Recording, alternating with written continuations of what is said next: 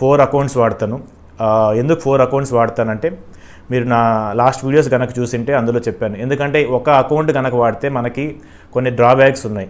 Suppose ఆ account కనుక freeze అయ్యింది అనుకోండి, అంటే ఆ బ్రోకర్ ఆ టైంలో డౌన్ అయిపోయి అకౌంట్ కనుక ఫ్రీజ్ అయిపోతే మనం ఎగ్జిట్ అవ్వడానికి లేకుండా ఉంటుంది ట్రేడ్స్. సో అలాంటి టైంలో మన దగ్గర మల్టిపుల్ అకౌంట్స్ కనుక ఉంటే ఒక దాంట్లో బై ఉంటే ఇంకో దాంట్లో సెల్ తీసుకోవచ్చు, అంటే కౌంటర్ ట్రేడ్ తీసుకోవచ్చు, మనకి ఎటువంటి లాస్ లేకుండా ఉంటుంది. సో ఇది ప్రైమరీ రీజన్ నేను ఎందుకు మల్టిపుల్ అకౌంట్స్ వాడతాను అంటే.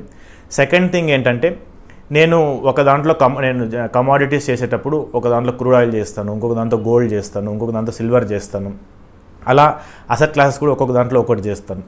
ఇంకా థర్డ్ రీజను, ఇది చాలా ఆబ్వియస్ రీజను, ఇన్కమ్ ట్యాక్స్ వల్ల. ఎందుకంటే మనకి ఒక అకౌంట్ అంటే నా పేరు మీద మాత్రమే కనుక నేను ట్రేడ్ చేస్తే సర్టెన్ లిమిట్ ఉంటుంది. So year around 12.5 lakhs profit వరకు మనకు ట్యాక్స్ పడదు. సో దానిపైన మనం జనరేట్ చేస్తే మనం ట్యాక్స్ కట్టాల్సి ఉంటుంది.